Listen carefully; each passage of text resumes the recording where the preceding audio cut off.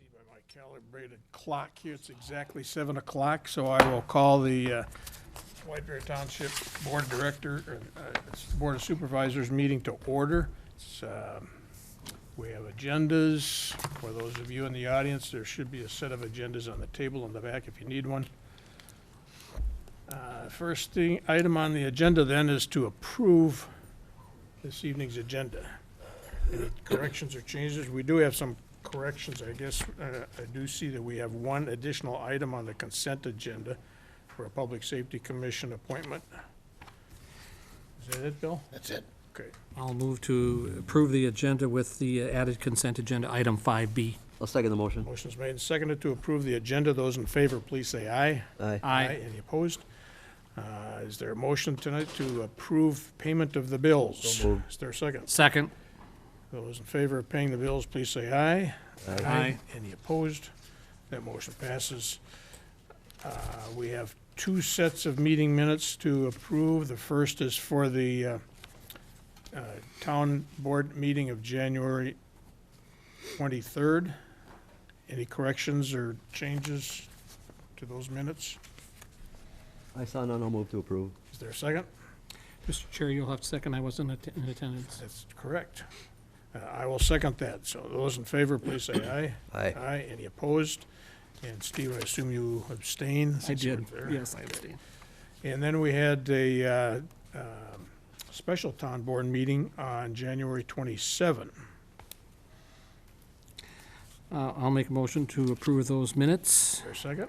I'll second. Those in favor, please say aye. Aye. Aye. Any opposed? Those meeting minutes are approved. The consent agenda tonight has two items on it. Steve, would you read those, please? Yes. Consent agenda, item 5A, has to do with personnel policy amendment. Approve amendment to section H, severance benefits. And item 5B is for the Public Safety Commission appointment. Appoint Connie Anderson to fill an expired term on the Public Safety Commission to expire April 30th, 2019. Make a motion to approve those two consent agenda items. Is there a second? I'll second the motion. Those in favor, please say aye. Aye. Aye. Any opposed? The consent agenda is accepted. Item 6 on the agenda is old business. There is none, so we'll move on to new business. And the first item under new business is a 7:10 public hearing, so it's not 7:10 yet. So why don't we look at 7B? And that's regarding an independent contractor agreement for the annual Township Day. Tom, is that yours? Yeah, I can start off with that, and I believe Chad has some comments. Township Day is scheduled for September 9th this year. In the past, we have hired an independent contractor to coordinate that event for us. Deb Stender worked with us last year and has put together a proposal to work for us again this year at a cost of $5,000 for Township Day. And then Movie in the Park is a second item that was approved as part of the budget this year, planning 4 Saturday nights events, the second Saturday of the month starting in May, June, July, and August. And again, Deb has put together a proposal to coordinate that event for us at a fee of $250 per movie night. Okay. Any questions for Tom? No. I just have one question for our parliamentarian, Chad. Should we make this two separate motions since they're two separate expenditures? One for Township Day and then the other would be for the movies in the park. I think, my understanding is, in fact, you read the contract, it does mention movies in the park, but it's silent as some terms. So I would think I would suggest you do it as one contract, since they're basically, both of her jobs are under the one contract. Okay. And the only So other the comment action I'd item make, then is really to approve the contract then. and I would have one comment about the contract, I think we need to flesh out what her job is, what her obligations are for the movies in the park. But under talking to Tom, that's already been, that's based on past practice, we know what that is, so we'll simply add language that clearly sets that forth and we'll be all set. Okay, But you treat it as one contract. all right. And then she has worked on the movies in the park for us in the past, right? Yeah, we did one event last year. Okay. Or 2 events. 2 events, actually, yes. Okay. All right, any other questions from the board? No. What is the pleasure of the board on this Okay. item?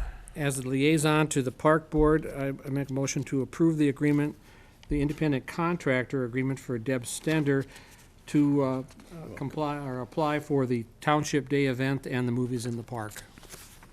Okay, motion's made. Is there a second? I'll second. Motion's made and seconded to authorize execution of the contractor agreement. Those in favor, please say aye. Aye. Aye. Any opposed? That motion passes.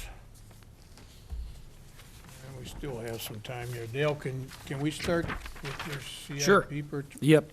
purchases? Yep. So the first one there is item 7C, number 1 in the agenda, and that's regarding purchase of fire hydrant modernization kits. Yeah, we just like the Public Works Board, like to continue rehabilitating the 60s era Pacer fire hydrants with the modernization kits. It doesn't require any excavating. It replaces the upper barrel and the hydrant rod and the valve seat. On the older hydrants, the steamer nozzle was loosening up, so that's the reason for the modernization kit. We're asking to purchase them from Ferguson Waterworks for $24,534.26. We had quotes from Minnesota Pipe for $24,633.73, and also from HD Supply for $27,225. The funding would come from the Water Operating Fund. So the town board action is to approve the purchase of the fire hydrant modernization kits from Ferguson Waterworks for $24,534.26. And that's for 10 kits Correct. and 3 extension kits. Yep. Okay. And how many did we get last year? The same quantity. Okay. All right. Any other questions for Public Works? No. Dale, when we purchase new ones, do they automatically come with the newer design? The new They're totally hydrants, different fire hydrant. they'll come with, there'll be a waterless hydrant, fire hydrant, the newer developments you're Yeah. speaking to? Yes. So they're standard. Okay, so the action requested is to approve the purchase of the kits from Ferguson Waterworks. Is there a motion to that effect? I'll move based on Public Work Director's report.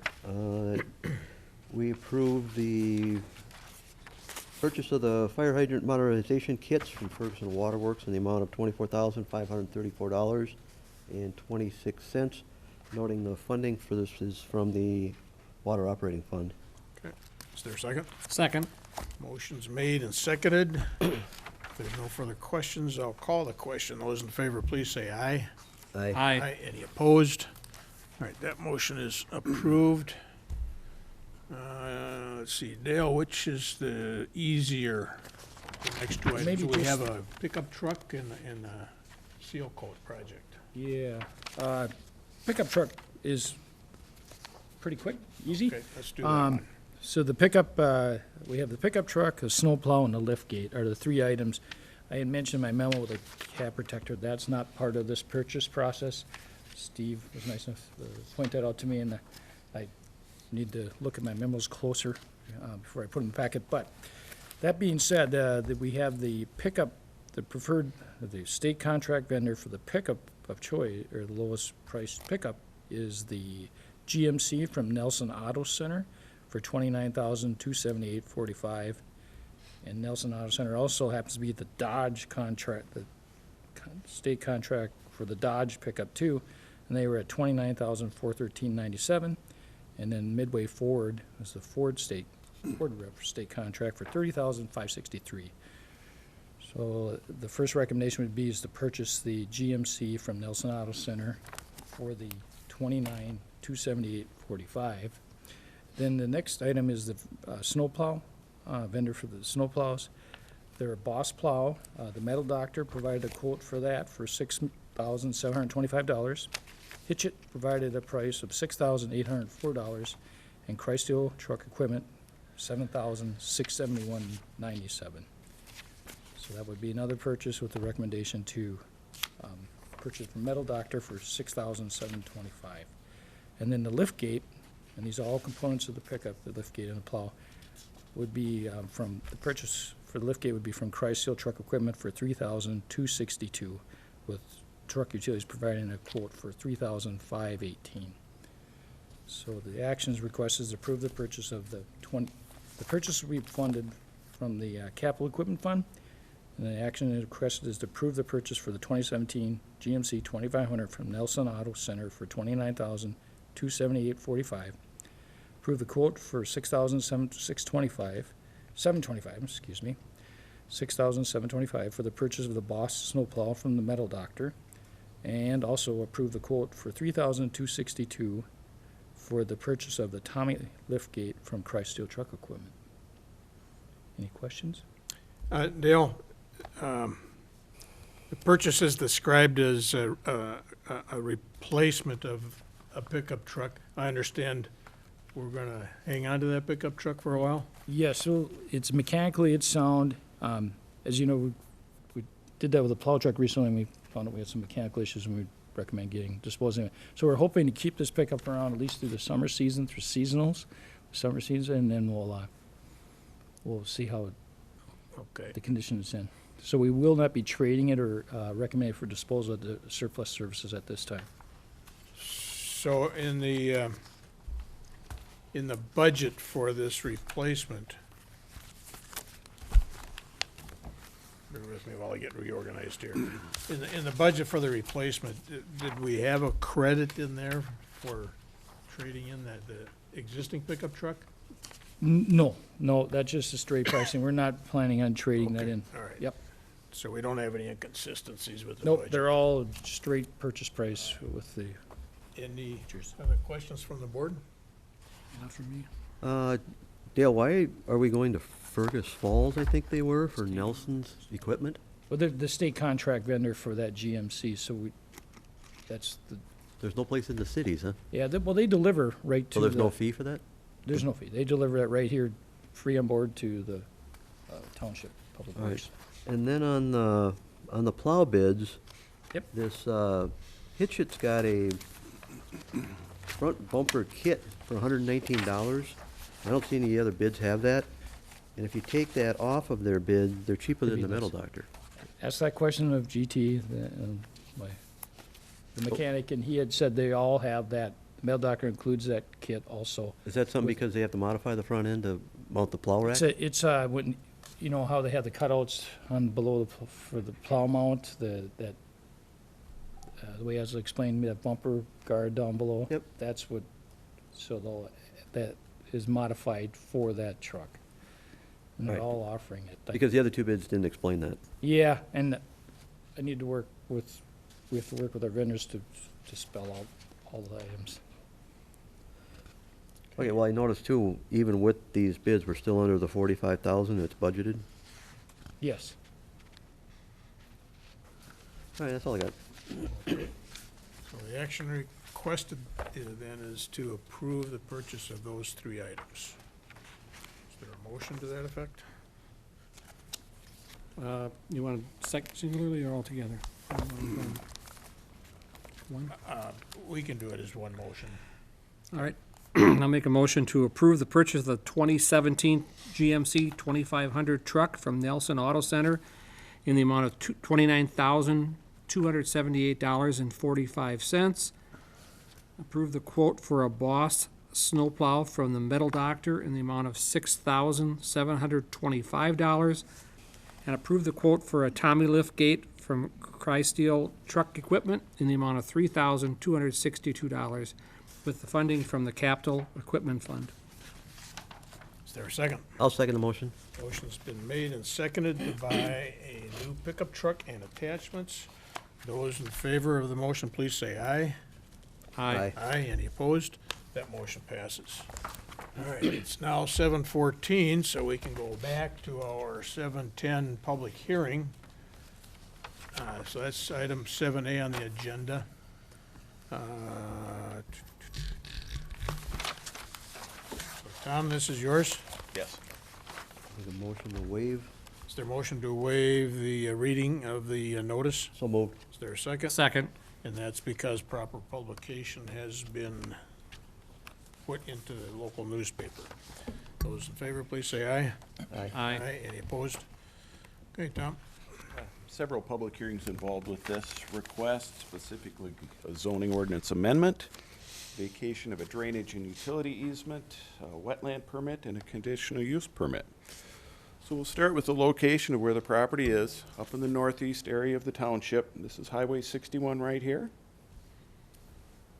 County Road J, Libel Street. In red, you can see the two properties involved with this request. The property right here is White Bear Mini Storage. There is two existing self-storage buildings there. When that was approved back in the 90s, it had a plan for a third building in this location here. That is property that's zoned I-1 Light Industrial and is part of the Libel Addition Industrial Park, which consists of these properties right here.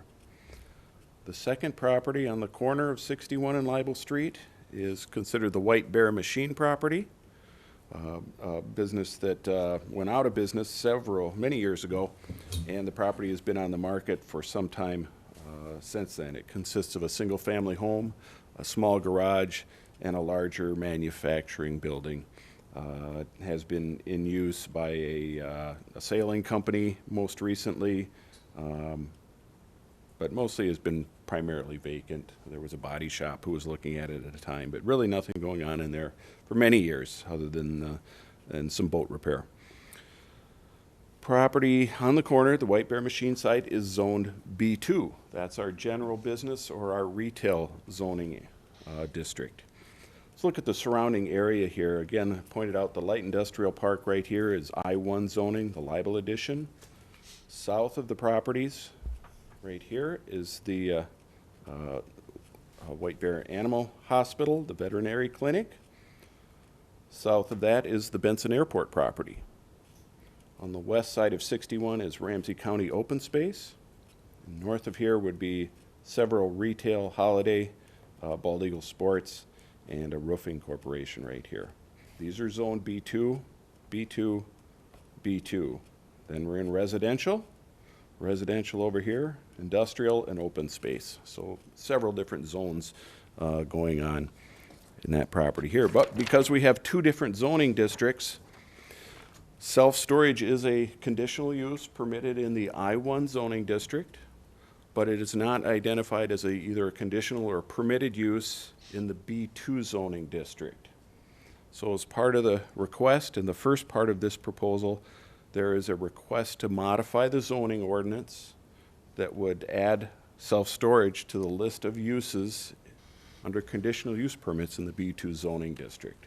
That was one of two options that was weighed, to either rezone the property to light industrial, where it would be permitted, or to modify the zoning ordinance to make sure self-storage is a conditional use in the B2 zoning district. So, point out the existing storage buildings on the Libel Addition property. And that would be these two buildings right here. Third building is planned for that property. But this is, again, is the White Bear Machine property here. They are proposing one climate-controlled building on the corner right here, cold storage buildings here and here, as well as here, here, and here. Initial build-out, the plan would be to construct this climate-controlled building and these three storage buildings. The other three buildings would be proposed to be constructed in the future. The proposal was put together in concept form back in 2016, went through Planning Commission review and concept review, and came to the town board in June as a concept review, and primarily how to review or deal with the zoning issue here, whether to rezone the property or to amend the zoning ordinance. Ultimately, it was recommended that the zoning ordinance amendment was the way to go. Now, the, again, proposal with the various different buildings. The climate-controlled building here is proposed to be 18,000 square feet in area, would have a flat roof, be 15 feet in height at its maximum point, or high point, and would have a cement fiberboard exterior. Again, flat roof here. The cold storage buildings would propose pitched roofs. Also would have the cement fiberboard exterior and relatively low heights, less than 15 feet in height. The buildings range in size from 1,996 square feet up to the largest one, which is almost 13,000 square feet in area. The garage doors that are planned for these various storage buildings right here would face the interior of the site, and they're a green steel door. No exterior doors or garage doors planned for the climate-controlled building right here. With the proposal for redevelopment of the site, currently the White Bear Machine property has a driveway off of Highway 61.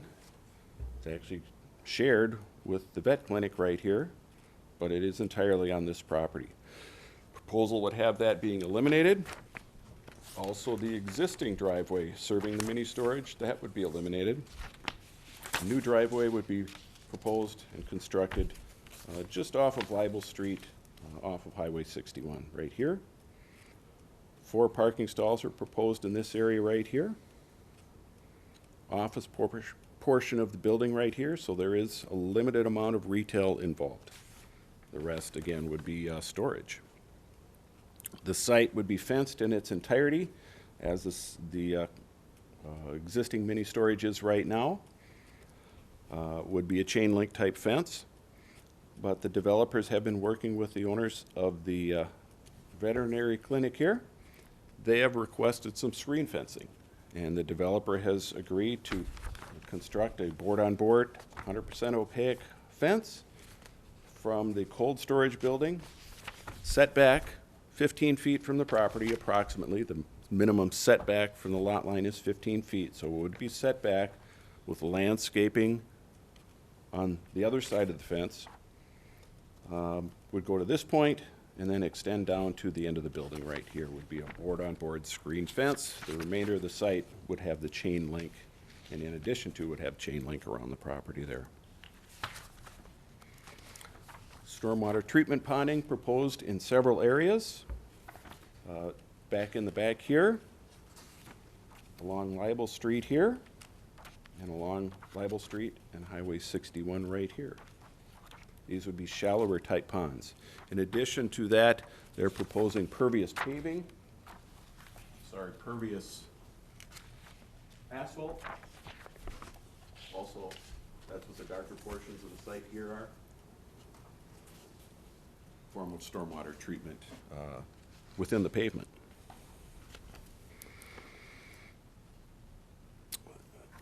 One of the other requests is for a wetland permit. Several wetlands show up on site, primarily this site right here. But those have been reviewed by the Rice Creek Watershed District. Staff there has determined that those are considered incidental wetlands. Those wetlands can be filled and do not need to be replaced. They're considered incidental because when this property was originally developed back in the late 1980s, early 90s, it was graded in its entirety.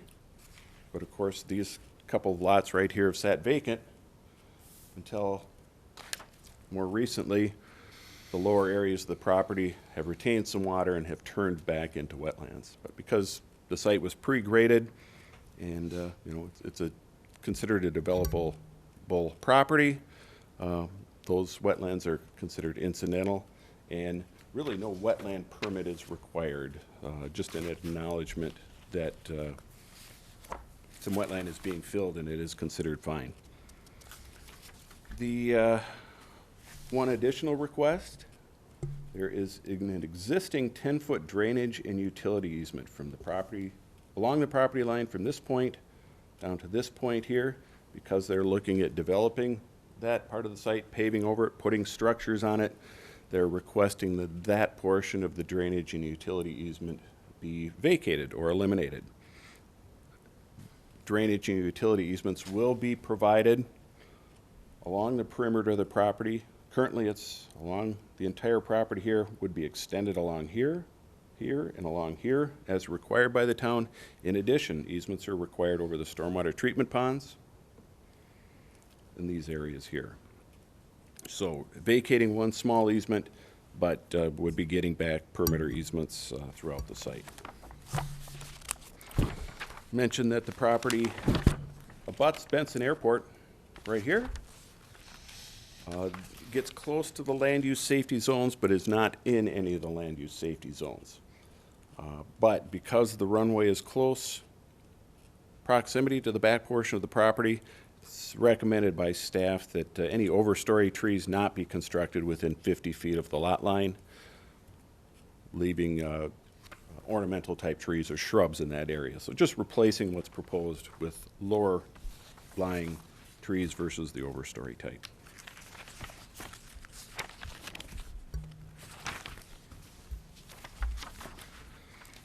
Okay, several actions requested as part of the public hearing tonight. The first requested action is a zoning ordinance amendment.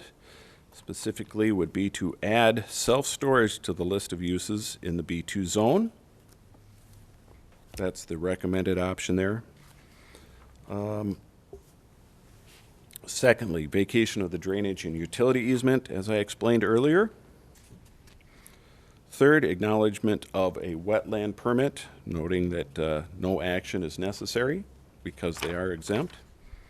And then finally, a conditional use permit. With the zoning ordinance amendment as proposed, it's recommended that this use be considered a conditional use in both a B2 zone as it is in the I1 zone right now. So approval of a conditional use permit, which means approval can be subject to reasonable conditions by the town. That's the recommended option for this project here. Now, most recently, the developers took this through concept review with the Planning Commission, also with the town board. Got a good enough feeling where they went back and formalized the plans.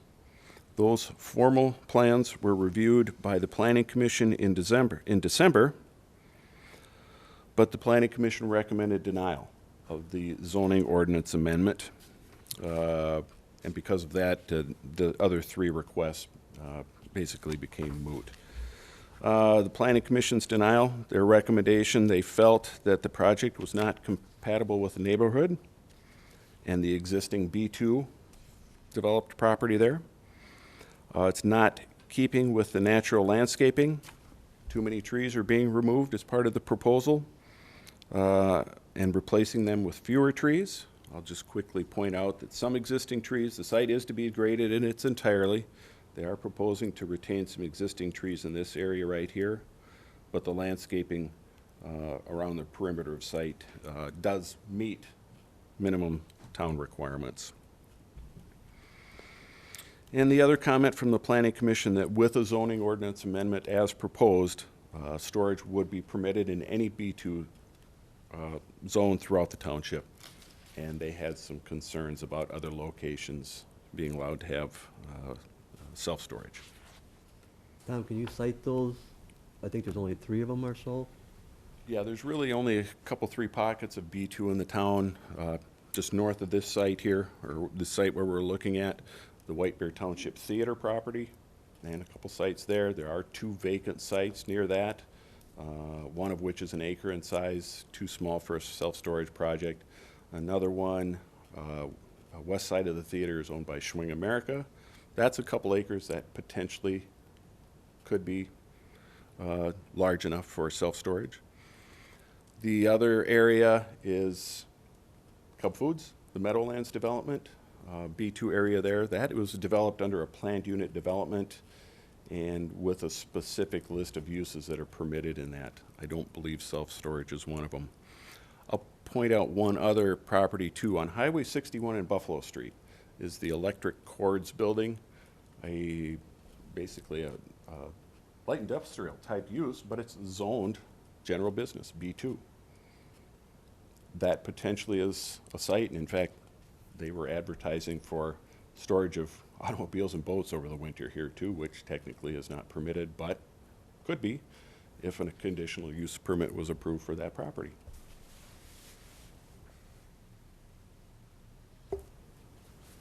Is the site, Tom, just to clear things up for me, you started off we've started off with 4 items, action items.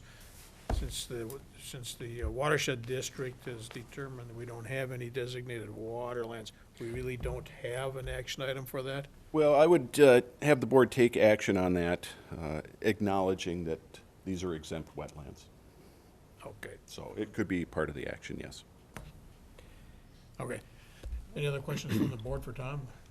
At that planning commission meeting, the question of the vegetation around the property, it was unclear to, I believe, to them that of the shrubbery and trees that they're proposing to add back into this. So it's is it a net gain or net loss of vegetation? We've not inventoried the trees that are on site there, and there was some confusion at the planning commission because we've looked at 3 different landscaping plans. The first 2 did not meet requirements. This particular one meets the requirements of the town and the Libel edition also. Now, do all the buildings and fencing meet I-1 setbacks? Yes. Fencing is not required to meet a setback, but the buildings, yes. Okay, what about when we move that building into the business side?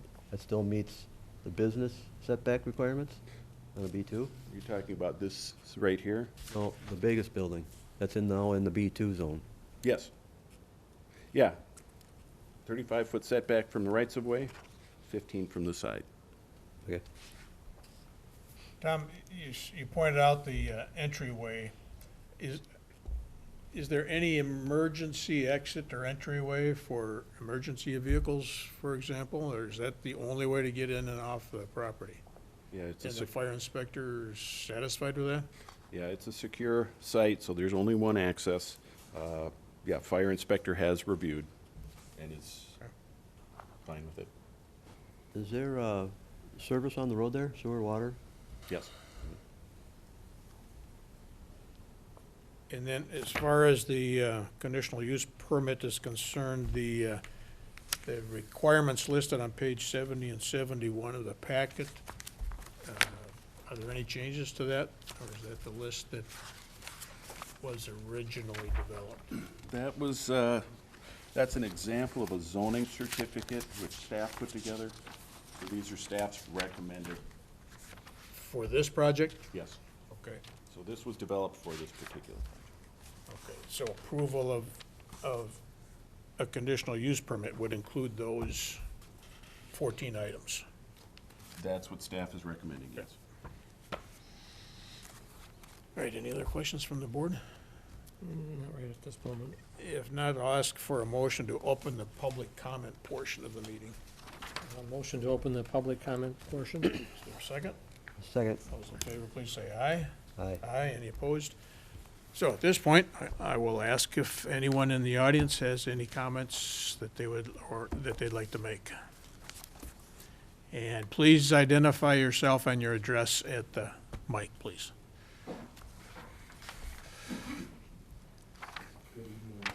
Dave Hanson, 4350 Baker Road. I'm one of the developers for the project. You guys met the other developer a few weeks ago at the town workshop. Appreciate your time tonight.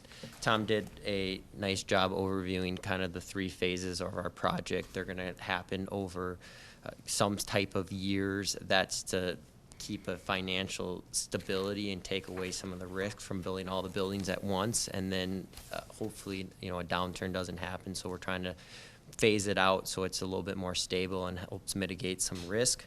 One comment that Tom did make that I just wanted to clarify is the building materials.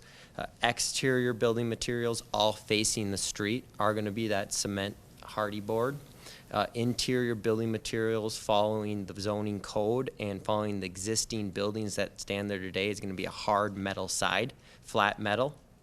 It's what we have existing on our buildings today. We're just going to mimic what is already out there. A few other comments to make is the HVAC units are going to be rooftop units set back onto the back of the building, 15 feet high. They won't be visible from any of the streets. Lighting on the site will be downward facing lights to minimize light pollution to other sites. All the buildings will have security cameras. We have the ability to access our security cameras at any time, anywhere in the world, as well as kind of know when people come in and out of our gate through our gate security system. Hours for our facility run about 6 a.m. to 10 p.m. at night. Those are gate hours. We also are going to have a retail office selling retail goods with a full-time employee. Our retail office hours are going to be about 9 a.m. to 5 p.m. each day. The other thing that Tom didn't mention to point out, but we wanted to point out, is on the far eastern side of the property, we've agreed with the town or with Tom to donate a right-of-way for a future walking path that has been planned. And then we've met with the veterinary clinic a couple times next door. I'd welcome her to come up here as well tonight and speak. And we've agreed to install the privacy fence along her property lines as well, with the setback and then the landscape in her property line, as Tom mentioned earlier. A few other comments I just wanted to bring up tonight are specifically the retail portion of our site. We will have 1 to 2 full-time employees on the site at all time. That facility employee's job is not just the leased storage units, but we are going to be the place for White Bear Township, Hugo, White Bear Lake to come and get their moving needs and storing needs. We have boxes, tapes, blankets, bubble wrap, all the things that you would just expect in moving. Instead of going to the big boxes and having to walk up and down the aisles, we're going to become knowing your place of how it's just easier to go there because they have all that stuff. So that's a big part of our business. It's a retail portion. There is going to be a full-time employee there every single day selling those goods, and they're managing the storage facility at the same time. One comment I wanted to make about the B2 zoning district is I know that there are some concerns with the B2 zoning district and what could future happen on other sites. It came up in the planning commission, and so as a development team, we tried to put our thinking hats on to help alleviate some of those concerns.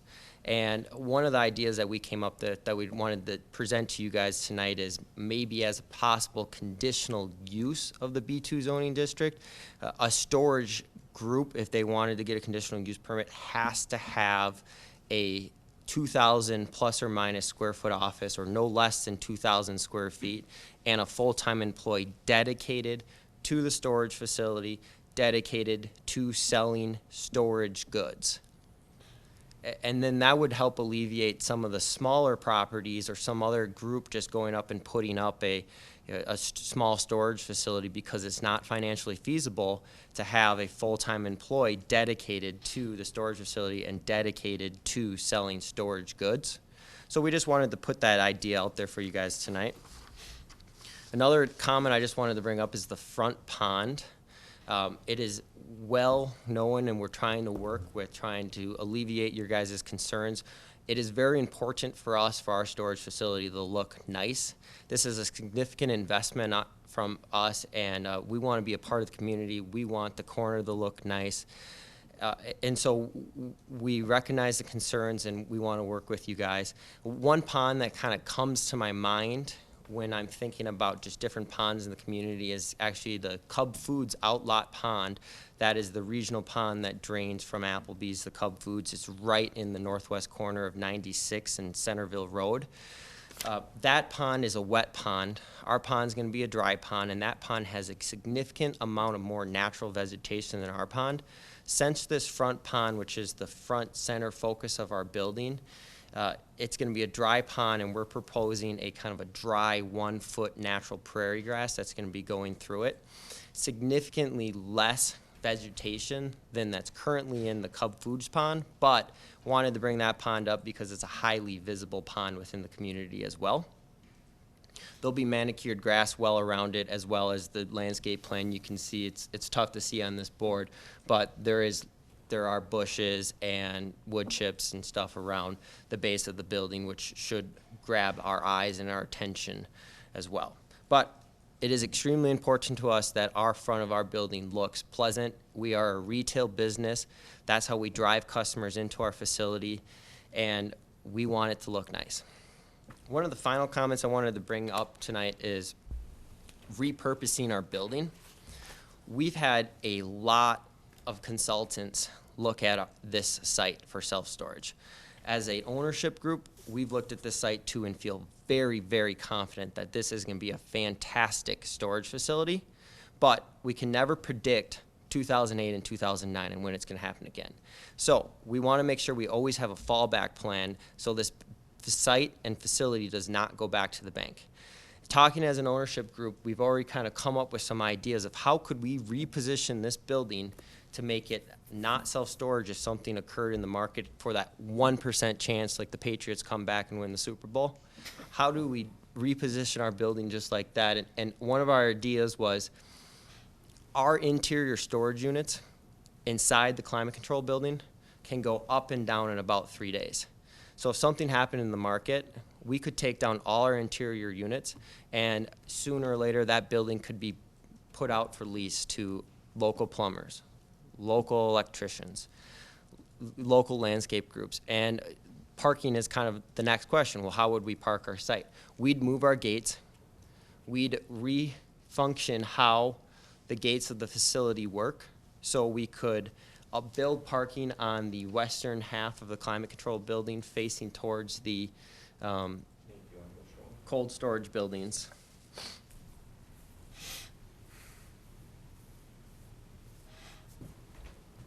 So we'd move our gates to about here and here, close off these garage doors here, and make this our 2B parking lot. This is just our conceptual plan and an idea that we're just trying to future alleviate any issues if something does occur, because this building, we do not want to go back to the bank again.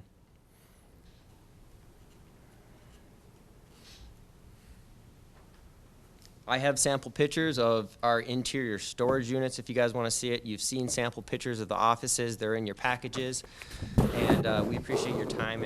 We have our whole team here tonight to answer any more in-depth questions about the pond, about the real estate, and about our architecture as well. And appreciate it tonight.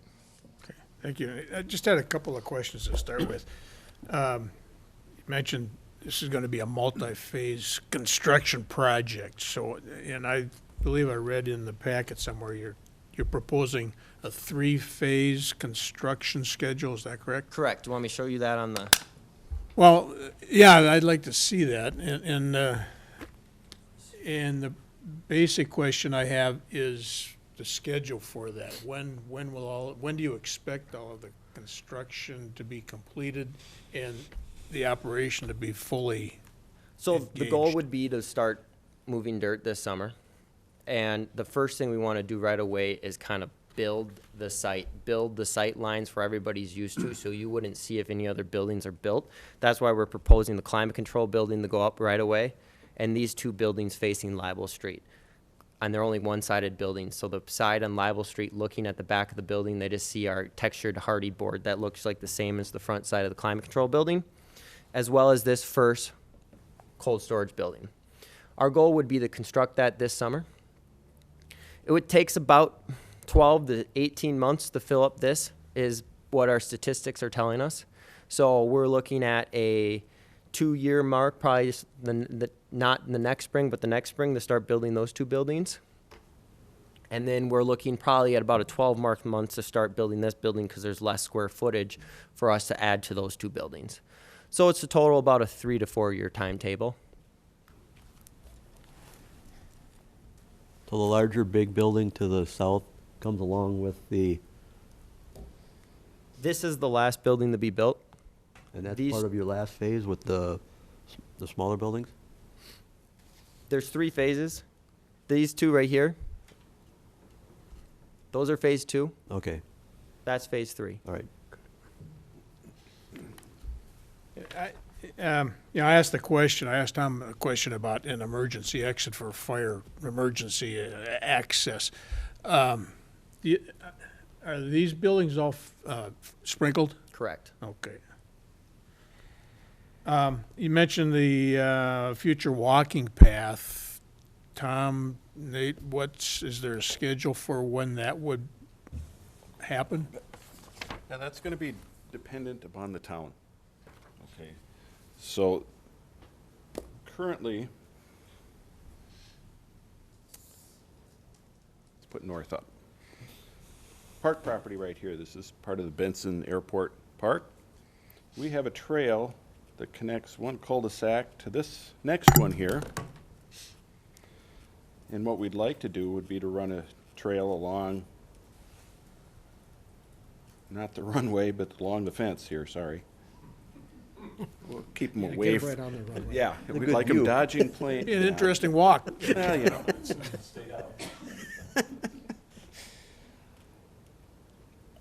The trail could then join up with this property right here and would run down to Libel Street. So you could either walk, loop back this way, or you could continue down to Libel Street. You know, commercial properties here. I don't know what you guys did when you grew up, but that was the fun thing to do, is to go from home down to the local grocery store and get some candy. And one way to do it safely without walking on County Road J. So that's the theory, but the development would be up to the town. We would propose, or we would request, that this be maintained as sod grass. And then I just had one question and one comment. You mentioned, Nate, you mentioned landscaping, the wet pond.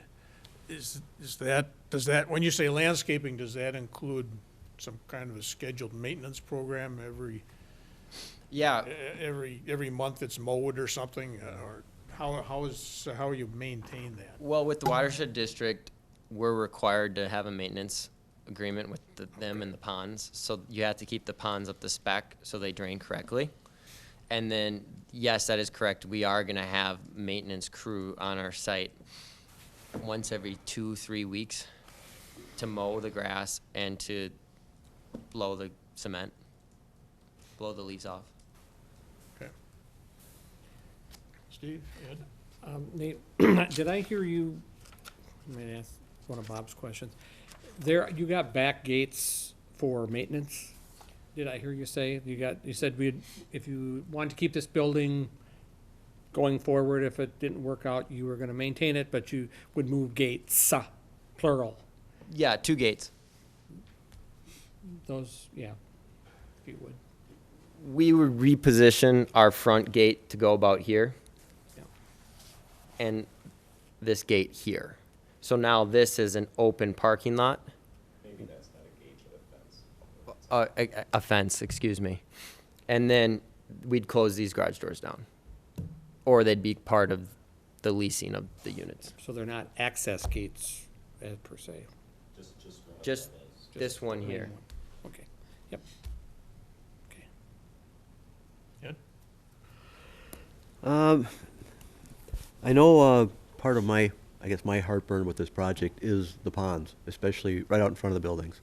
And I know we met out there, it's hard to visualize it with all the trees still standing, but I like your idea of eventually, or maybe even before that, is more B2 in that front building. It kind of makes more sense because it is a B2 zone. And I understand that's a good answer for your parking. I don't know, I know it's expensive, but have you explored any kind of underground storage for this water instead of using these ponds? Yeah, it is not financially feasible for this project at all. Because that would alleviate this ditch runoff, prairie grass.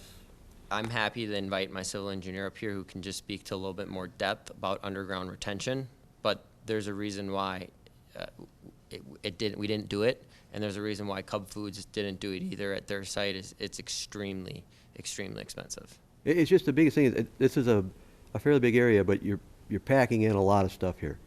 And when you packed it all in, you forced all the ponds to the outside of the basically the project. And we usually try to push them to the backside or the hidden parts of the project. So that's why I'm kind of concerned that to make this all work, you're moving all these water drainage issues out to the front exposed part of the project. That's the natural drainage of how the water wants to flow for the site, and then I'll let you kind of speak to a little bit more about the ponds. Sure. So my name's Eli Rupnow, 7029 20th Street South in Centerville. Civil engineer with AMI Consulting Engineers. We did the engineering, the drainage design for this project. So one of the the guiding principles, I guess, in their drainage design is the water table. And this water table was deemed by the geotechnical study to be too high to do something like that. So we wanted to, so these ponds were initially designed to be infiltration basins so that the water would just soak into the ground. However, the seasonal groundwater table was too high in order to allow that. There's certain distances that you have to be separated from the groundwater table in order to allow underground storage or even ponding to occur. So as part of our analysis, we ended up having to do, there's two different types of ponds in this layout. The very southern one and the western one at the bottom of the screen are both more for flood storage ponds, and then the primary, actually the treatment occurs in the northeastern pond there. And so that one has to be a filtration pond rather than an infiltration pond due to the high groundwater table. So underground storage, you would just be lowering that elevation to below an elevation where you'd be able to outlet it in the ditch. Either the ditch is the MnDOT ditch on the bottom or the township ditch to the left side. So there's a number of different constraints, the primary one being groundwater table. Secondary is also just the elevations of the existing storage buildings relative to the ditches. The ditch on the Libel Street, does that drain to the east? Well, so it goes both directions depending on the storage. So it would drain to the west. There's a small regional culvert that outlets that. And then under the larger storms, it would flow to the regional ponding that was built as part of the Libel development. So there'd be a culvert under your entrance? Yeah, I'll point out the existing and proposed culverts. So right now, there's one small existing culvert right in this area that flows underneath all this, underneath 61 and across to the other side into the Bald Eagle area. So that's kind of a regional overflow type culvert. So right now, the water that goes to this pond flows under a pipe into this pond and then through an overflow control structure here, and then would outlet south for the vast majority of the storm events and would flow to the west. However, it also could backflow into this ditch and back into the regional ponding that was built as part of the Libel addition. And then what about your pond that's sitting on 61? So on the one on 61 here, this one is receives only the drainage area from the roof of the climate-controlled building, and that one flows underneath. You can faintly see it in this, and outlets into this filtration pond, and then out to the north into that ditch.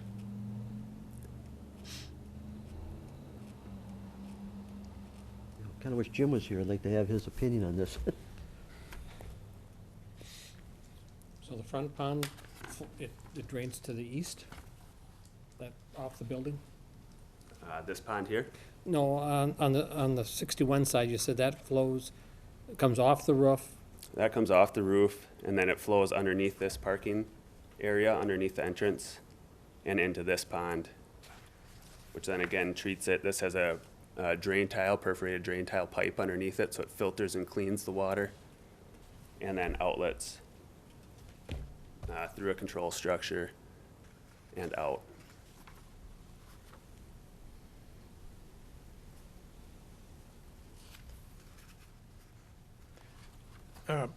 So this whole project is running north and east? Am I getting that right? The project will be headed this way back underneath 61 I'm sorry, north and west, sorry. west, yes. Yep. But under large events, like I said, this potentially could backflow that ditch and do what it does today.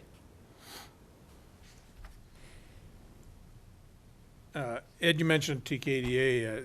We did get a letter from Jim Studinsky that, don't go away yet. Part of this question goes to you. Did you review this personally with TKDA by any chance? I've talked to Jim about the project and addressed all of the comments that he brought up with regard to his memo, as well as there's a memo from SEH, and then we've been in discussions with the watershed district as well. So we've looked at different ponding options with those 3 reviewers, and we're guided towards this due to airport not wanting a lot of open water, and due to the high groundwater table and the site constraints with the existing buildings relative to the existing ditch elevations and those separation distances. Essentially guided our design and the locations of the ponds. Okay. And Tom, you got a chance to talk to Jim as well? We've been working with Jim throughout the project, yes. All right. Okay, thank you. Any other comments, questions? I just had one comment, and we touched on it briefly here, but, you know, it's almost a 4.5 acre site, and the township looks for a lot of objectives in any project, and you've addressed many of those objectives, and reasonably, I think. But one thing that makes me a little uneasy is one of our objectives is to bring jobs into the township. 1 to 2 jobs on a 4.5 acre site is not a real high density employee load.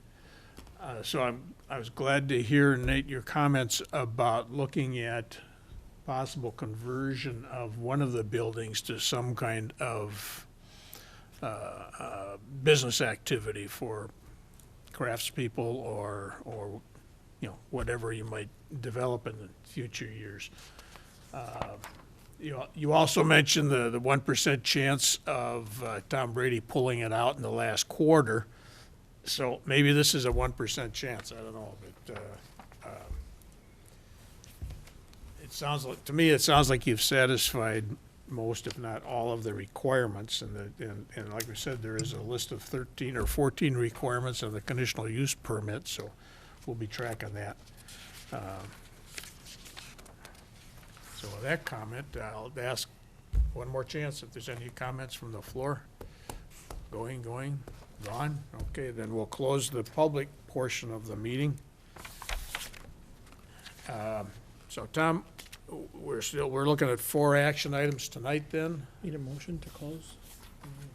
That's correct. Okay, you need a formal motion? Yes, you do. Oh, is there a motion to close the meeting? So moved. Is there a second? I'll second. Those in favor of closing the public portion, please say aye. Aye. Aye. Any opposed? Sorry about that.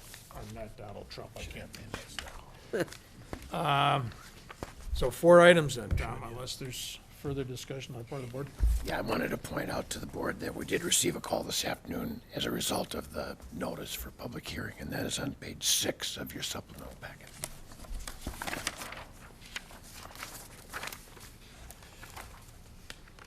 Thanks, Bill.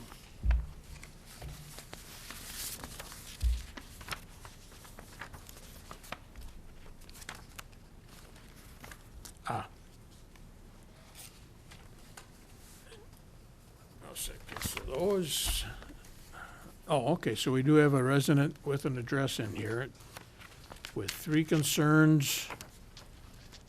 One is depending on how the facility is used, it's not necessarily an asset.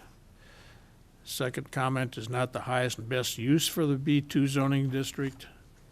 And the third comment is it's not a popular draw as a business center.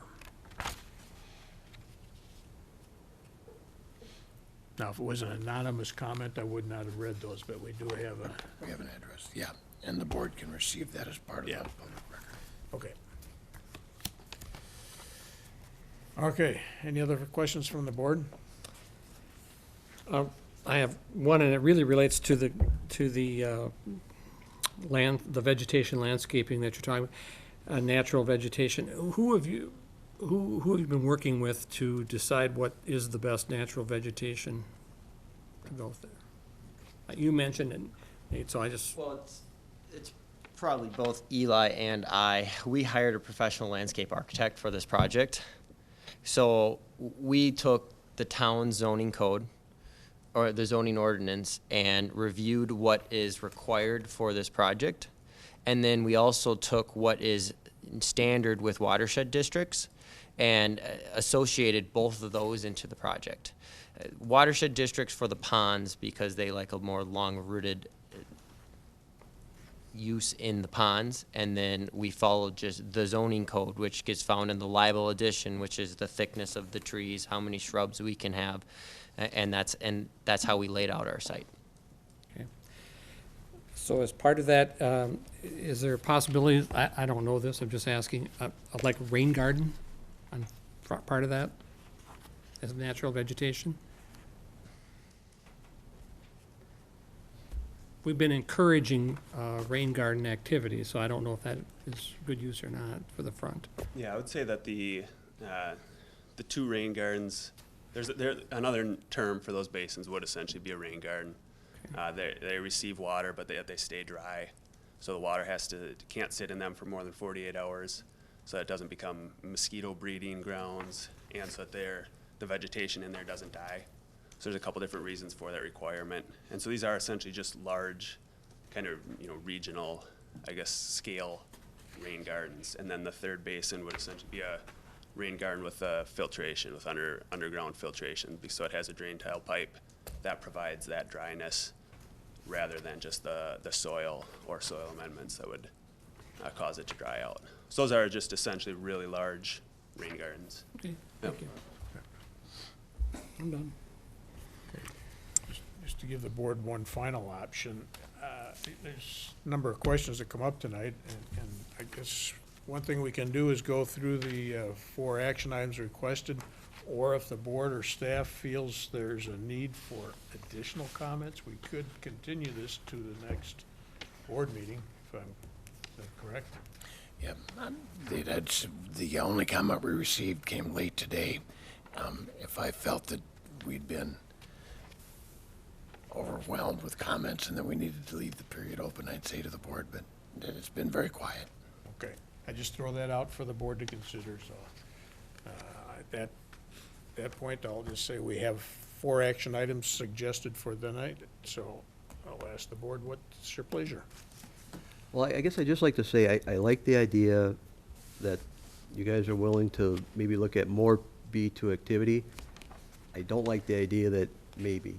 I don't like the idea that down the road, if we can't sell this out or fill it up, because we're still not fulfilling our obligation to make that business part of this project accommodate businesses.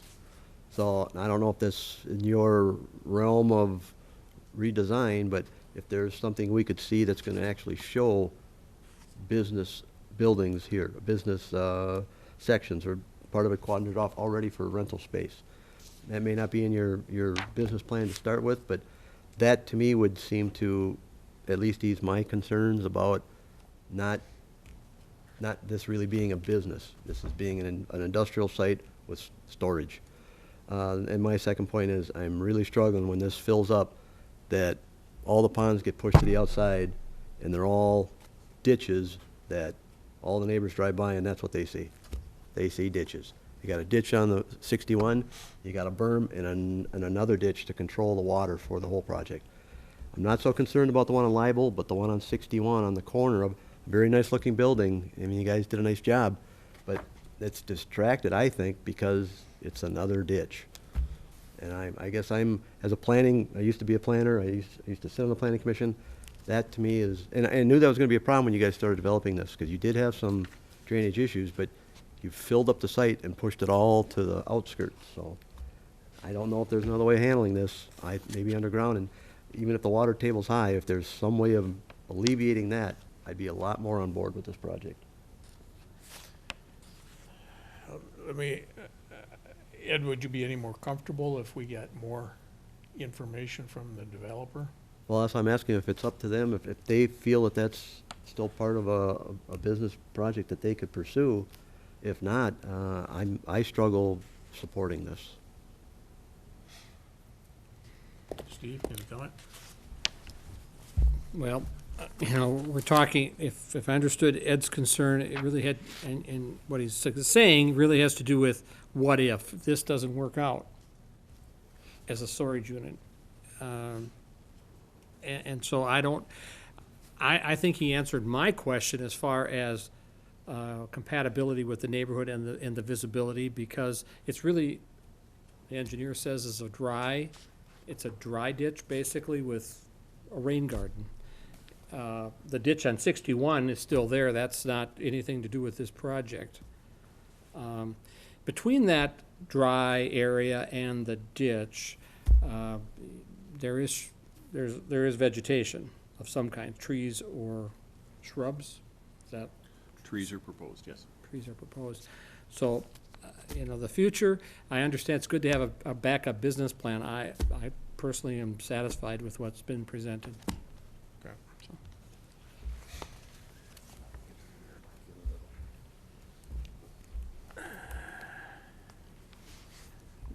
Nate, can I ask you to come back to the mic? Let me just ask you quickly, from what you've heard and the concerns you've heard tonight, is there, offhand, can you suggest any specific modifications to the concept and the plan that you presented tonight to answer some of the concerns? Yes. About the drainage, the ditch construction, about conversion to future business operation? Yes, specifically first, the pond.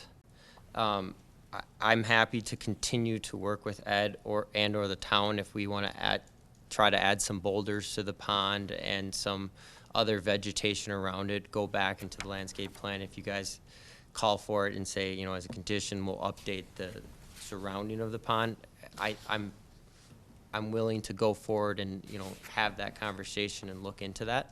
Or do it, I should say, and do it, and figure it out and plan it correctly. And then going forward into the business, it's absolutely something that we can continue to consider. It's as part of our lease-up process, we will look into having other groups lease our facility, whether it's a 200 square foot office or just an executive office is what we were calling them. Leasing out some executive offices is something that we discussed, and it's on the table for sure for us, that as an ownership group of not building out all the storage right away in the interior portion. This is a master plan. There's a lot of things that can change. Okay. Well, Nate, I guess, like I said, now I don't know, I'm not expecting the, Como Park, national. But to me, an idea of a rain garden is not just prairie grass. We have township residents that have problems in their yards that do a rain garden. They look very attractive. They are a rock boulder. They do have different kinds of colored grasses and different kinds of plants that survive in that kind of stuff. To me, it's to your advantage, I would think, also, because that does help dress up the front of that building. And I'm not saying the whole thing, and I'm not saying, even like I said, the libel one doesn't bother me as much, but the one at 61 is a little bit of a heartburn. And if that's something that can be addressed, I mean, I'm all looking forward to seeing something. Absolutely. It's following the watershed district's code, but we'd be happy to add more vegetation into it. We thought one of your concerns was there was too much vegetation, so we pulled back on it. If that's the case, I mean, we're happy to go to a more natural looking rain garden type look. This pond kind of fits that motif of it already, so we'll just add the more natural vegetation back to it. How much of an effort are we talking about here? Is this something you can sit down and go to the site one or two more times and come back with a better concept in a couple of 3 weeks, or something? Hopefully, Well, we're not talking also- about something that's going to take us 6 months. No, I don't believe that, and also I don't believe you're gonna have to also talk with other parties about the expansion of your business too. So I guess I'd like to see that too, and obviously you can't be committing to that tonight, so. So if they're willing to do that, I would be willing to table this till the next, or to wherever you feel comfortable with another updated plan addressing those concerns. Extension. Tom, can you give a status report on that? Yeah. Our land option expires on Friday. And we've asked for numerous extensions for this project. So we actually started this process after we left you guys in June, and we went through the watershed district per Tom's asking of us, and it actually took the watershed district a significant amount of time to even get back to us on our wetland delineation report, which was giving us an answer on the incidental wetlands. And we didn't get that back until mid to late November. And at that point in time, we were just getting going with the Rice Creek Watershed District, but our option had expired, or it wasn't even our option, our purchase agreement expired, so we extended more time, and we've extended more time again after the Planning Commission. And so it expires on Friday. Tom, I believe you asked them to waive the 60-day, so we're not on that time constraint, are we? Town will need to continue the 60-day, but they have provided Okay. a waiver of their 60-day right, yes. Well, I don't know, Mike probably knows if there's anybody beating on the door to steal this away from you. It's more, we don't want to have the bank take it away from us. Right. Because, yeah, there's If we move to continue this to the next board meeting, which would be 2 weeks from tonight, 2 weeks from Wednesday. oh, that's right, we have President's Day, 2 weeks from Wednesday. Mike, what do you think the risk here is of the option being pulled? The bank owns it, and you never know. They might go, nope, we're done. A lot of times, once an owner has extended a couple of times, they start thinking, we've got other people looking at it, we need to jump to the other people, we've extended them twice. Whenever I have a property, if someone extends twice, it's a hardship to the owner, even if no one else is looking. Sometimes they'll just go, no, come back to us when you're ready, and then come back on continue. And then if there is someone else looking at it, they do have a chance of losing it. Is it possible to have another meeting, not like on Thursday?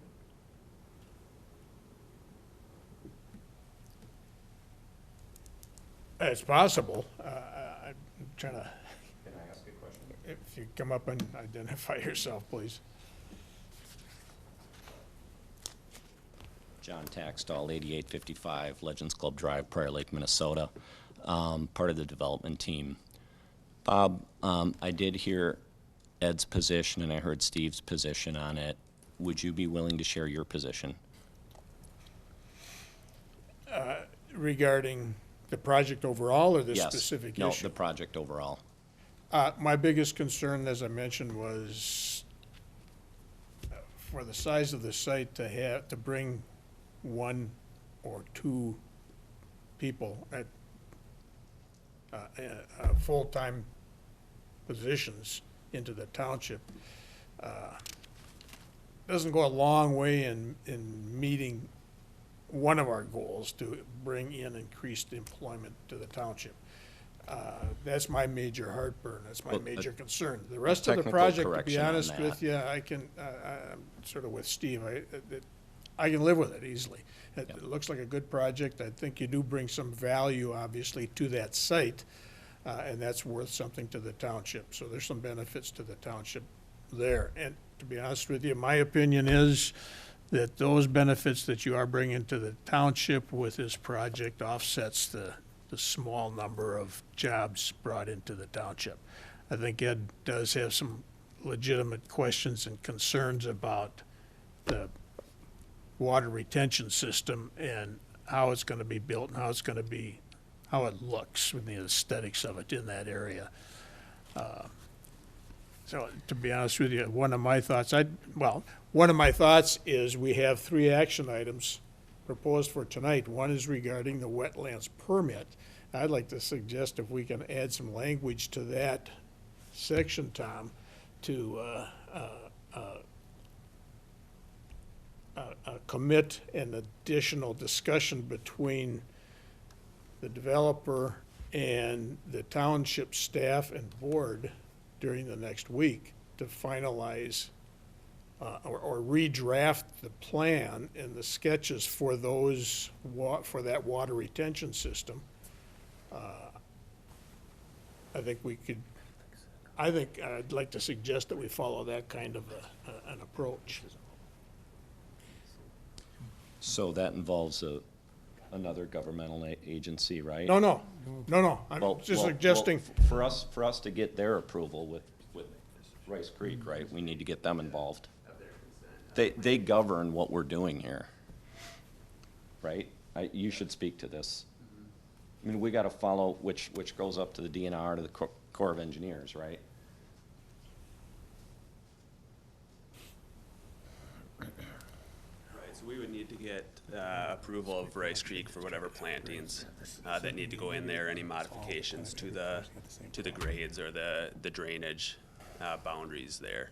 So that'd be something that we can, That has to be done no matter what. that's gonna need to happen no matter what. So it would be the landscape architect that would have to say, you know, they're already balancing shade, sun, you know, different things for different plants, and then they're also balancing the inundation tolerances of the different species that they've specified for these, each individual basin.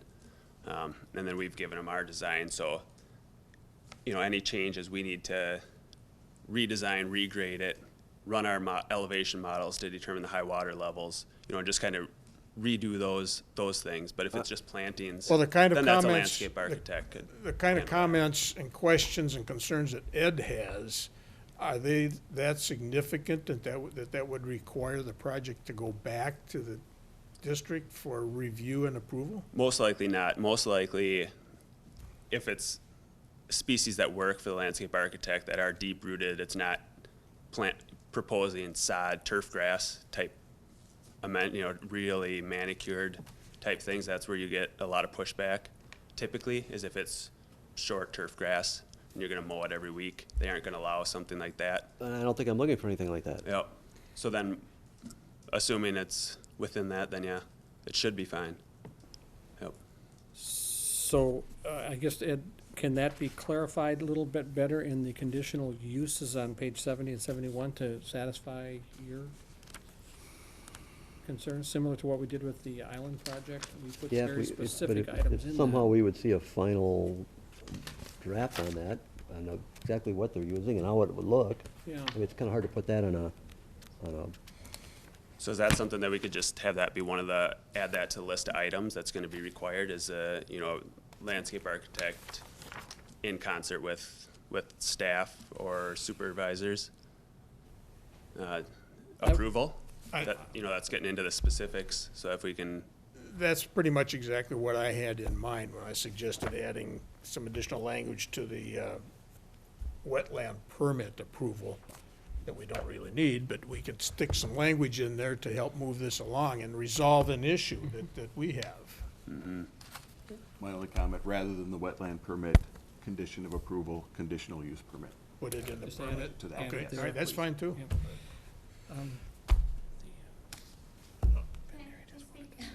We, We've closed. well, we've closed the public portion, but we've sort of broadened the discussion here. So if there's a motion to reopen the public I'll make a portion. motion to allow the, vet, I forgot your name to speak. Dr. Amy. Is there a second? Dr. Amy. I'll second. Motion's made and seconded. Those in favor say aye. Aye. Aye, okay. So Dr. Amy Phillips, I am the property owner next door of Lake Animal Hospital, 5900 Highway 61 North. Your comments about talking about the bank brought up some thoughts of mine. We're in favor of this property being developed. The 9 years I've owned Lake Animal Hospital, the bank has been a very poor neighbor to us. They're very absentee. The property's been semi-abandoned off and on and poorly cared for. We feel that these gentlemen's project would bring some value to the corner instead of having a dilapidated garage and house that's abandoned and becoming a security risk to us. We'd really like to see it developed, have somebody care for the property, and be neighbors to us. In 9 years, the bank has done nothing with it. So we were actually kind of excited someone was going to finally care for and develop the property. So we are in support of this property, and we don't want to see the bank continue to manage it because it's not working for us as neighbors. Okay. Yep, and originally you were not in favor of this, but. It wasn't that I was they've- not in favor, and I just had some questions, and we've had multiple meetings and have gone over this, and I feel that the water flow issues have been satisfied to my need, and that the aesthetics have been satisfied to my need. And so I don't have any more concerns about this project. We just want to see the land used, cared for, and developed, and not continue to be maintained by a bank who's been a poor neighbor to me for 9 years. Thank you. Okay, is there a motion to close the public portion again? So moved. Is there a second? I'll second. Those in favor say aye. Aye. Okay. So Ed, Tom, you're suggesting if we had an item 15 that specifies the applicant and town staff,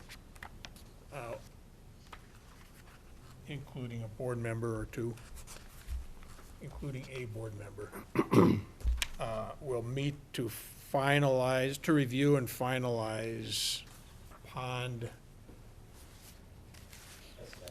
Aesthetics. Is aesthetic, oh, there you are, Ellie.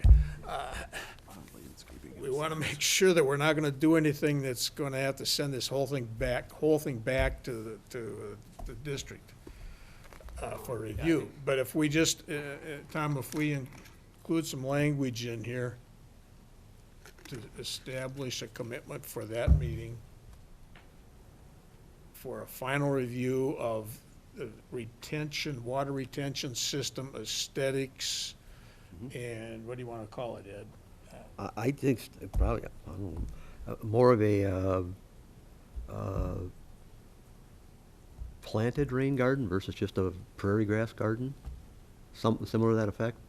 Whether it's boulders around it to designate it with some sort of flowering plants or something just to give it some aesthetics. Yeah, just to say a varied aesthetic view of different planting regimes or different planting Yeah. areas. You can do that. You know, Okay. Okay. highlight certain areas, and we can play with the grades a little bit to make it pop a little bit height-wise too, or put tall plants in one area and lower.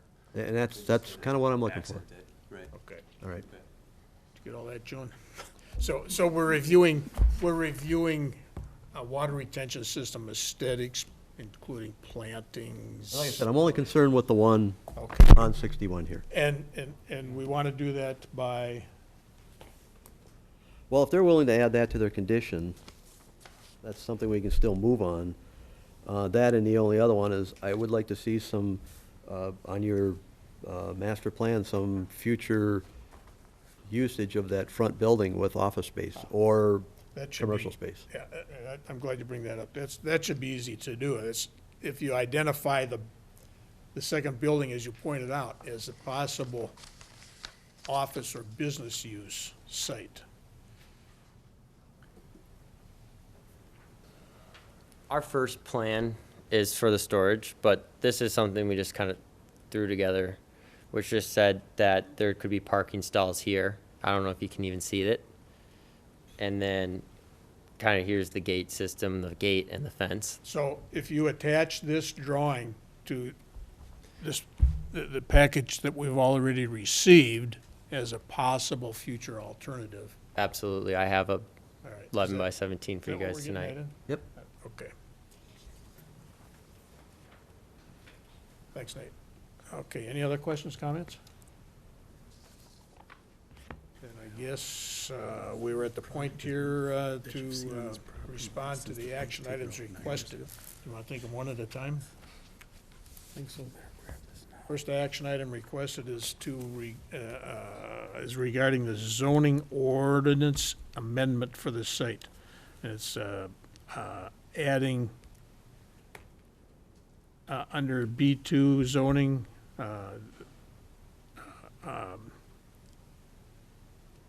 self-storage. Right, okay. I'll make a motion based on staff review and recommendation to approve the amendment of section 6-5 conditional uses by adding under B-2, general business, 11, self-storage. And I have to read the rest of that, noting that the amendment is needed to permit the use in the B2 zone, and there is a retail portion of the business located in the climate-controlled building. Okay, that motion is made. Is there a second? I'll second it. Motion is made and seconded to amend B2 general business definition. Those in favor, please say aye. Mr. Chair, I'm sorry. pardon me, but there was something offered during the discussions earlier and identified as a concern that the planning commission had and the town board of having a retail requirement attached to self-storage. I didn't want that to be forgotten if it was important to the town board. Bill, if we include that potential, or if we include that sketch with a potential development or redevelopment as business, Would that satisfy? That would be applicable to the conditional use permit, but not to the zoning ordinance amendment. If you are concerned about having self-storage without a retail or general business component, then you'd end up with any kind of self-storage. Yeah. I just wanted to refresh you because I know it was a factor. I But think is that that's, something, Chad, because now it looks like we are pinpointing this business as its own entity and it can't be duplicated? Or do we get into trouble doing that, is all I'm saying? No. You don't. I Yes, I guess, can be. I think, go ahead, finish. Well, I think I've said enough, so. Refreshing my memory, I think the point that was being made makes sense, that we don't end up with just a self-storage unit without anything attached to it. So I guess I'm gonna amend mine to include the change in the general business, item 11, self-storage, that it, I don't know how to exactly say that, but it must include a retail business at that location. And I'd ask Tom possibly, is there a square footage or a percentage that you would be comfortable recommending to the town board to include in that? Whatever they're proposing here, I believe that's a couple. Was it 2,000 square feet? Nate, can you handle it? 2,000 square feet. Yep, you might, in fact, you might just say it. For this purpose, you can always amend it Approximately again. Approximately Yes, 2,000 feet. of a minimum of 2,000 square feet. All right. I'll ask the second if you'll accept that. Yep. Okay, motion's made and seconded. If there's no further discussion, I'll call the question. Those in favor, please say aye. Can we hear the motion in its entirety, because I've modified it a number of times, I'll make sure we're agreeing on All the right, right thing. okay. So, Joan, can you read that back? To approve the amendment of section 6-5, conditional uses by adding under B2, general business, number 11, self-storage, must include a detailed business plan for a 2,000 square foot building, Retail, retail. a minimum of 2,000 square feet of retail. that, I accept that as my motion. Now you can second it if you. Is it minimum or approximately? There's a big If it's difference. zoning, it's gotta be black and white. Minimum. No Exactly. approximately and so on. You can't say approximate, you have Minimum. to either set a maximum or minimum, so you're setting a minimum. Minimum. Okay, well, just want to make sure. Okay. All right. I'll second the second. I'll call the question. Those in favor, please say aye. Aye. Any opposed? All right, and the next action item requested is to vacate the drainage and utility easement. I'll move based on staff review and recommendations that we approve the vacation of the drainage utility easement, which is adopting and ordering vacation of the drainage and utility. So we're actually moving to adopt the resolution. Correct. Okay, is there a second? Second? Any Actually, I questions? believe you got a second on here. No. We fixed it. Oh, okay. All right, those in favor, please say aye. Aye. Aye. Any opposed? Okay, so the vacation is approved. The third action item is regarding the wetland permit that we don't really need, but Just acknowledge that this wetland is considered exempt from a wetland permit. so the motion is to acknowledge that I exemption. shall make a motion to acknowledge the exemption of the wetland permit. Is there a second? I'll second. Those in favor, please say aye. Aye. Aye. Any opposed? Motion passes. Last action item requested is to approve the conditional use permit.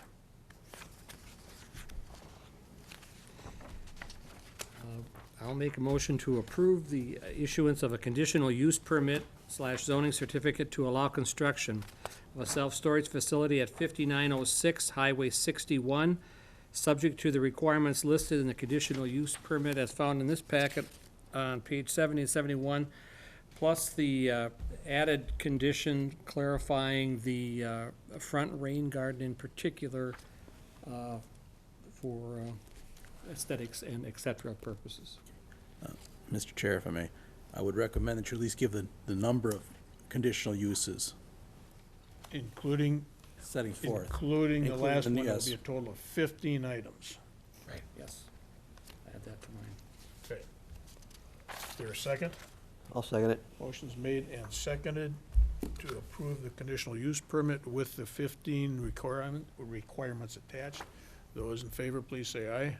Aye. Any opposed? That motion passes. And with that, I think we're done. Thank you, gentlemen. Thank you you. very much. Quick question, does the conditional use permit for the 59 cover both parcels? Because they each have their own address, yes? Okay. Perfect. Okay, then we can move on to, we'll go back to item 7C on the agenda, and the third part of that is regarding the 2017 seal coat project for the township. And Dale, that's yours? That's correct. So this year, I've run the seal coat projects through annually, and this is, the 2017 seal coat project includes, well, maybe I'll back up and just for the viewer's sake, is just the reason we do the seal coating is to proactively treat the roads surface with seal coat and extend with at a 5 to 8 year interval. The road's useful life can be extended by this maintenance practice. Delaying applications, seal coat applications can lead to premature deterioration and increased maintenance costs over the life of the roadway. The timing for the seal coat of these streets is giving the township the best return on investment, ultimately increasing the life of the road by providing the right service maintenance treatment at the right time. This year's project includes the following areas, street segments. The maps are included in there, but in a verbal description here, the area is south of Birch Lake Road, including Birch Lake Road, east of White Bear Parkway, and north of Bebo Road, including Bebo Road, and also Oakmead Lane from Bebo Road south to White Bear Parkway, Reserve Place, which is from Oakmead Lane to White Bear Parkway, and Fisher Lane, which is Oakmead Lane to Bebo Road. And then also these street segments, the Park Street, Whitaker Street, Grace Avenue, Margaret Street, and then an area to the east of 35E and north of H2, west of Otter Lake Road up to Jonquil. This year's estimate, I've got estimate for the seal coat project is about $123,000 based on the quantity, square yards, with I have an allowance, a budgeted amount of $135,000 for the project. So I would, the seal coat estimate is at $12,000. So what I'm asking the town board to do is approve this plans and specs and authorize bidding for the 2017 seal coat project. Well, one thing I do want to mention, the joint street, Birch Lake Boulevard, is with half the city of White Bear Lake and half the township. That I've already spoken to the city last year about participating and reimbursing the town for half of the. We're gonna perform. We'll manage the project, but they will reimburse us for that half of the roadway. Just like they did for the paving project. Correct. Which was done how many years ago? 2011. 2011, okay.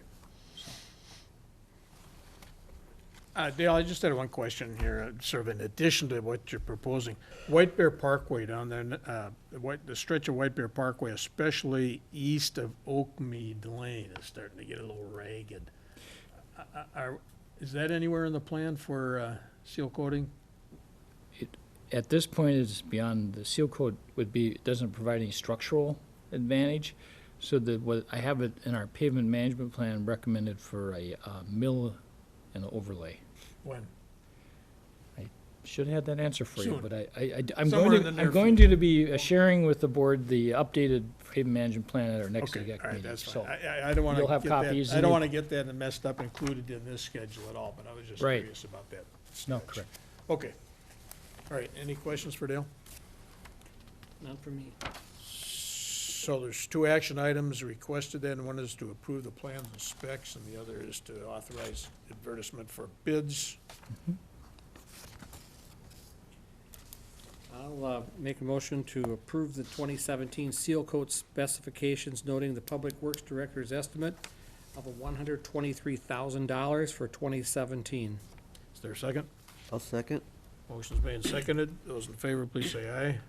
Aye. Any opposed? And the second action item is to authorize advertisement of bids. Make a motion to authorize advertisement for bids, which sets the opening of the bids for March 9th, 2017, at 10 o'clock a.m. at the Township Administrative Offices, with funding for both these from the Improvement Fund 505. Okay. Is there a I'll second the motion. Motion's made and seconded. Those in favor, please say aye. Aye. Any opposed? That motion passes. Next item on the agenda is item 8, and that's our annual organizational meeting. We're gonna make a lot of appointments. 7D. This is number D. Can't skip that very. Where I did get it- out of here, don't you? I guess so. 7D.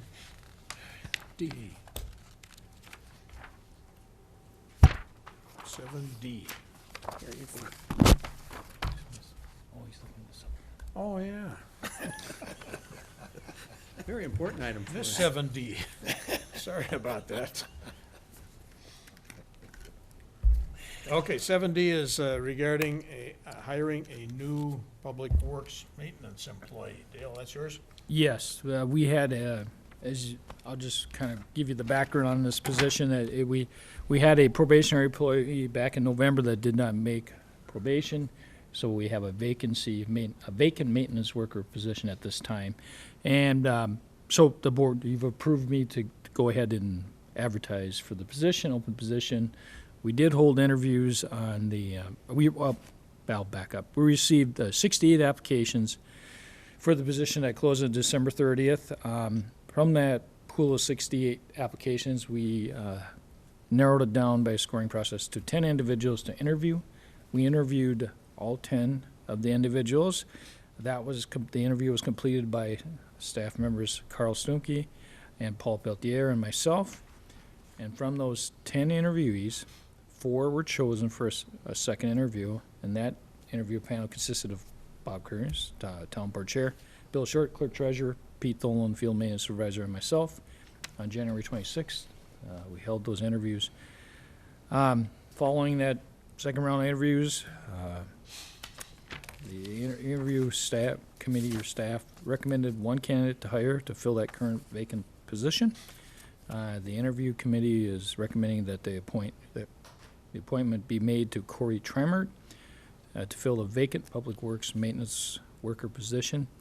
The town board actions approved the hiring of Corey Tremert contingent upon his passing his criminal background check, pre-employment physical, and pre-employment drug and alcohol test. I have taken the liberty of checking his references, and I could share a couple comments about his references as an employee. These are quotes, short quotes, but good kid, hate to lose him, on time, can fit in with everyone, never late, wants to learn new things, doesn't start issues.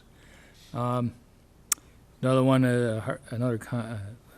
reference, hardworking young man, safe, always wants to do things the right way, on time, willing to do what needs to be done, and just a joy to work with.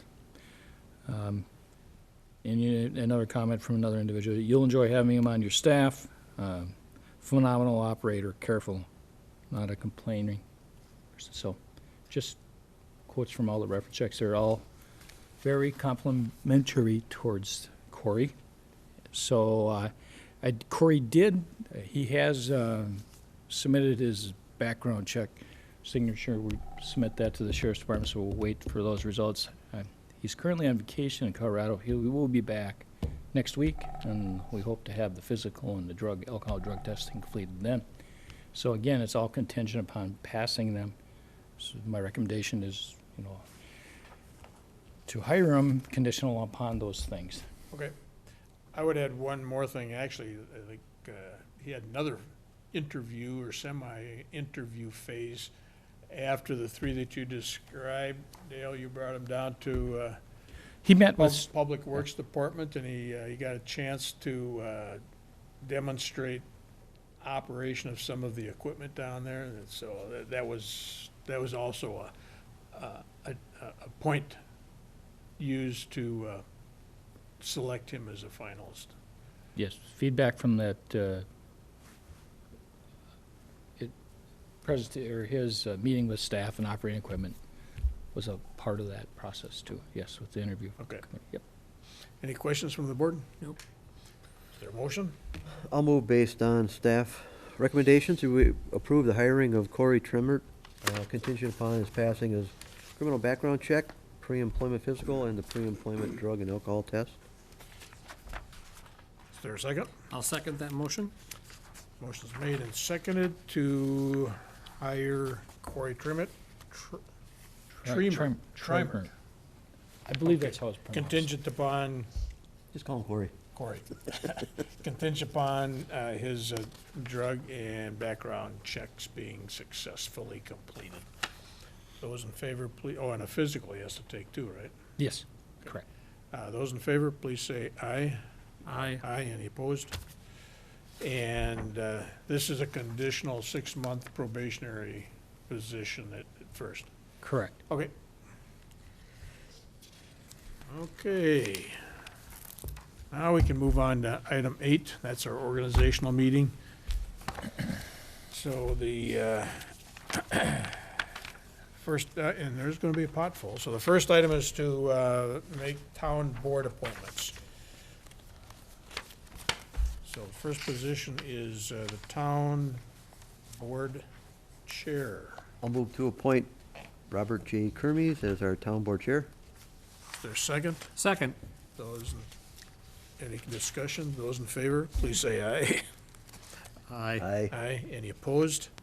Then the next position is the town board vice chair. I'll move to appoint Ed Perdon as the town board vice chair. I'll second that motion. Motion's made and seconded. Those in favor, please say aye. Aye. Any opposed? Next motion is to appoint a clerk treasurer. I'll move to appoint Bill Short as the township clerk treasurer. I'll second. Those in favor, please say aye. Aye. Aye. And finally, the finance officer, deputy treasurer, I'll move to appoint Tom Kelly to that position. I'll second it. Okay. Those in favor, please say aye. Aye. Aye. Any opposed? Next area of appointments is township officials, and we have 7 of those positions, and we can do this en masse, I understand, right? So we have, on page 132, we have positions. Is there a motion for those appointments? I'll move to appoint you want them all read off or not? Yeah. I'll move to appoint Billing Official, Code Enforcement Officer, Compliance Officer Mike Johnson. I'll move to appoint Hearing Officer as Honorable Harry Crump. I'll move to appoint the Economic Development Coordinator as Bill Short. I'll move to appoint the Public Works Director as Dale Reed. Move to appoint the Town Planner as Tom Redessel. Move to appoint the Fire Marshal and Fire Chief as Julie Swanson, Chief of Police Administration portion. Tom Ballas, District Chief of Operations. Matt Boletti, EMS manager. With the lake, yeah. Oop, okay. And then, of the White Bear Lake Fire Department. And last, I'll move to appoint the Assistant Weed and Tree Inspector, Tom Redessel, and Pete Dolan. Is there a second? Second. Motion is made and seconded. Those in favor, please say aye. Aye. Aye. Any opposed? Item 8C is appointment of advisory commission liaisons. That's on page 133 of the packet. And we do those individually, I guess. Yep. So I'll move that we appoint Steve Ruzek, oh, let's see. Okay, I'll move that we appoint Steve Ruzek as the park board liaison. I'll second. Motion's made and seconded. Those in favor, please say aye. Aye. Any opposed? I'll move to appoint Steve Ruzek as Planning Commission Liaison. I'll second. Those in favor, please say aye. Aye. Any opposed? That motion passes. I'll move to appoint Bob Kermes as Utility Commission Liaison. Is there a second? I'll second that motion. Those in favor, please say aye. Aye. Any opposed? Public Safety Commission liaison, I'll move to appoint Ed Perdon. I'll second that motion. Those in favor, please say aye. Aye. Any opposed? Motion passes. The last appointment is for the Economic Development Advisory Board liaison. I'll move to appoint Bob Kermes. Is there a second? Second. Those in favor, please say aye. Aye. Any opposed? That motion passes. And we have representatives from the town board to various organizations. You want these all separate also? Yes. Those are individually. Okay. Yep. All right, I'll move to appoint Bob Kermes and Steve Ruzick as an alternate for the Ramsey County League of Local Governments. Is there a second? Second. Those in favor, please say aye. Aye. Aye. Any opposed? And I'll also move to appoint Steve Ruzick with Bob Kermes as alternate to the Minnesota Association of Townships. Is there, I'll second that. Those in favor, please say aye. Aye. Aye. Any opposed? I'll make a motion to appoint Ed Pradhan with Bob Kermes as back as second for the Vadnais Area Lake Area Water Management Organization Board of Directors. Is there a sec? I'll second that. Those in favor, please say aye. Aye. Aye. Any opposed? For the appointment of the Vadnais Lake Area Water Management Organization Tech Committee, I'll move to appoint Tom Rodessel to that. I'll second it. Those in favor, please say aye. Aye. Aye. Any opposed? Motion passes. I'll move to appoint Ron Den as the Ramsey County Cable Commission and Luke Machad as the alternate. That's the Ramsey, Washington County? Yep, correct, sorry. Okay. Is there a second? Second. Those in favor, please say aye. Aye. Any opposed? That motion passes. Make a motion to appoint Bob Kermes with Bill Short as the alternate for the White Bear Area Chamber of Commerce. I'll second. Motion's made and seconded. Those in favor, please say aye. Aye. Any opposed? That motion passes. And I'll move to elect Bob Kermes as Rush Lane Corridor with the staff alternate as Tom Rodessel. Is there a second? Second. Motion's made and seconded. Those in favor, please say aye. Aye. Any opposed? Okay, then we have professional services appointments. They're good till May.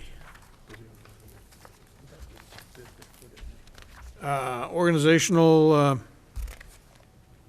meeting appointments for professional services.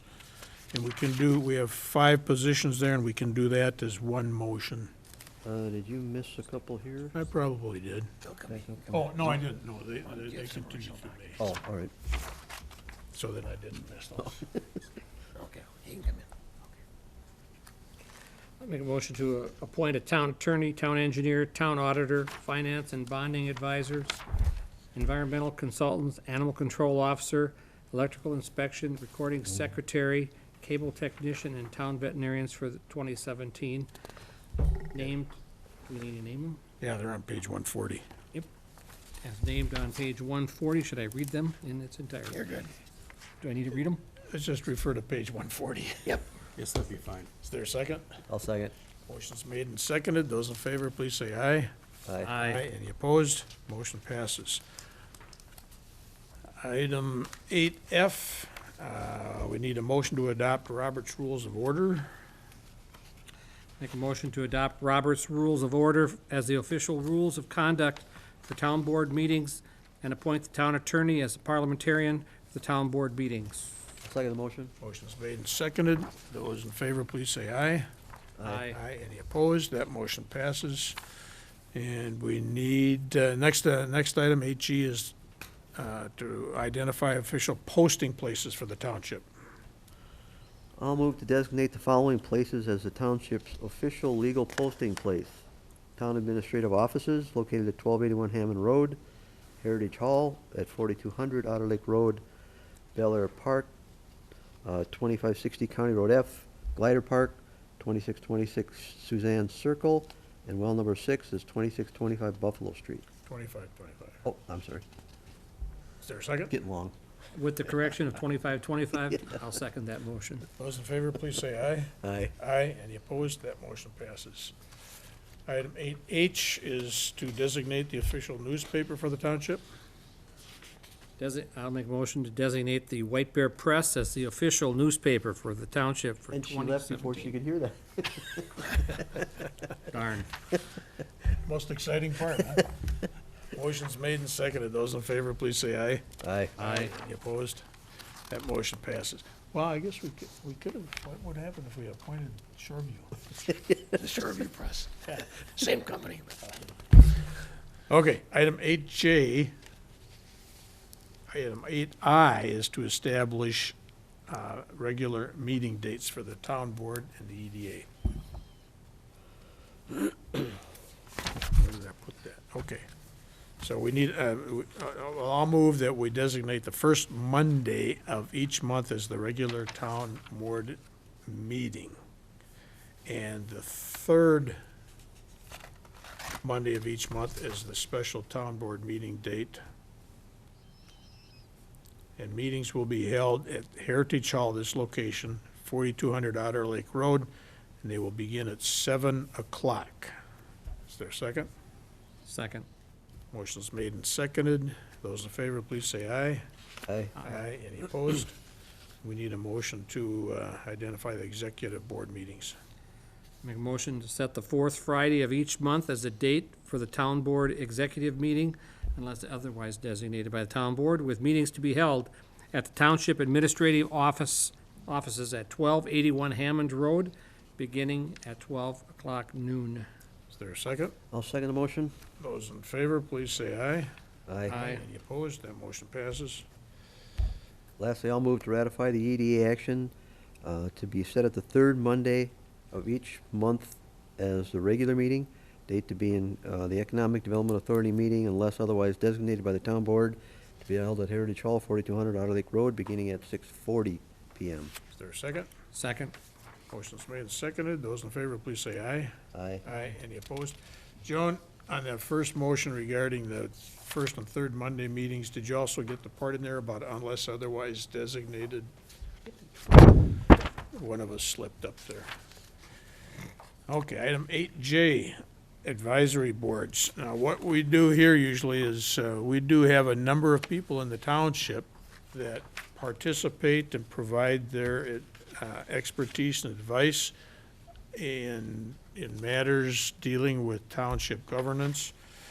So what we'd like to do is go through a list of those committees and recognize the members of those committees. And I would like to start with recognizing EDA-B, Economic Development Advisory Board members.